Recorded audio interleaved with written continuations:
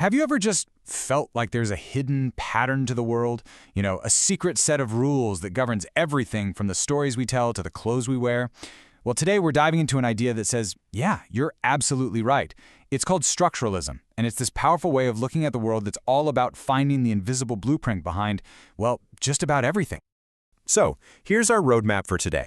First, we'll get our heads around the basic question: what even is structuralism? Then we're going to look beneath the surface at its core ideas. From there, we'll see how it all kicked off with language, and how that became a tool to decode culture and stories.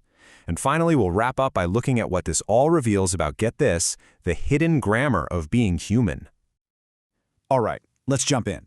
Section 1, what is structuralism? At its heart, you can think of it as a science of patterns. As humans, we are absolutely wired to find order and chaos, right? Structuralism just takes that natural impulse and turns it into a seriously powerful analytical tool. Think about it. How do we do it? How do we possibly make sense of the constant flood of information that hits us every single day? Well, structuralism has a pretty fascinating answer. It says we're all using these invisible frameworks, these universal blueprints that we unconsciously use to organize our entire world. You could almost think of structuralists as like scientists of humanity. They're not really interested in analyzing one unique painting or one specific conversation. No, they're on a much bigger quest. They want to find the foundational grammar, the universal rules that makes all painting and all conversation possible in the first place. It's like they don't care about one specific move in a chess game. They want to understand the rules of chess that make all the moves possible. And that brings us right to Section 2, beneath the surface. Because for a structuralist, the world we see every day, that's only half the story. The real action, the important stuff, is happening on a much, much deeper level. So structuralism asks us to think about the world on two levels. First, you've got the surface stuff, what linguists call parole. These are all the individual things we actually see and do and say, the specific words you're hearing right now, the exact move you make in that chess game. But the real magic is in the long. That's the invisible structure. That's the system of rules, the grammar of a language, or the rules of chess that makes any of those surface actions meaningful to begin with. Okay, so what exactly is a structure anyway? It's not just some random pile of parts. It's a complete system, and it has to have three very specific properties. And honestly, understanding these three things is the key to this whole way of thinking. First up, a structure has wholeness. A language isn't just a dictionary full of words. It's a complete, functioning system where everything connects. Second, it's capable of transformation. The system isn't frozen in time. It's dynamic. It can absorb new things, like, say, the word selfie. But, and this is the crucial part, it is self-regulating. That new word selfie, it still has to follow the existing rules of English grammar. You can't just stick it anywhere. The system polices itself. Okay, Section 3, the language blueprint. So you might be wondering, where did this powerful idea of an invisible structure even come from? Well, it all started with the study of language. Language was the master key that unlocked this entire way of thinking. This was the absolutely mind-bending idea from a linguist named Ferdinand de Saussure. He argued that language isn't just some tool we use to describe a world that's already out there. Oh no, he said language is the operating system that actually builds our world. It doesn't just name things, it creates the very categories we use to think. Now, to study this massive system, Saussure had to basically invent a new method.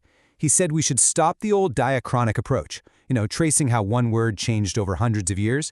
Instead, he championed the synchronic approach, basically taking a snapshot of the entire language system at one single point in time to see how all the parts work together right now. And that snapshot method? That's what structuralism started applying to everything else. So how does language actually create all this meaning? Well, here's the wild part. It's all about difference. A word doesn't have any meaning on its own. We only understand what good is because we know what evil is. We only get up because we have a concept of down. Our entire reality, according to this, is built on these pairs of opposites, these binary oppositions. Alrighty, on to Section 4, decoding culture and narrative. Now, this is where it gets really, really fun. Because once structuralists had this powerful new toolkit from linguistics, they started aiming it at, well, everything. And this approach just exploded across all these different fields. In anthropology, you had Claude Lévi-Strauss, who discovered that myths from cultures that had never even met were built from the same basic story components, which he called mythemes. Then semiotics came along and started decoding the hidden grammar of things like fashion and food. and narratology set out to find the universal blueprint for literally every story ever told. For literary critics, this just changed the entire game. They were no longer asking, so what does Hamlet mean? Instead, they started asking, how does the system of tragedy work to make us feel the way Hamlet makes us feel? See the difference? They cared about the engine, not just this one particular car. Take a critic like Northrop Frye. He came up with these 4 mythi, which you can think of as supergenres, and his claim was incredibly bold. He said that every story you have ever read or seen, from an ancient epic to last night's blockbuster movie, is just a variation on one of these 4 fundamental blueprints. That's it, just 4. So that brings us to our final section, the grammar of being human. We've seen these hidden systems in language, in myths, in stories. But where does all of this lead? What's the ultimate point? Why does any of this matter? And this, for me, is the most powerful part.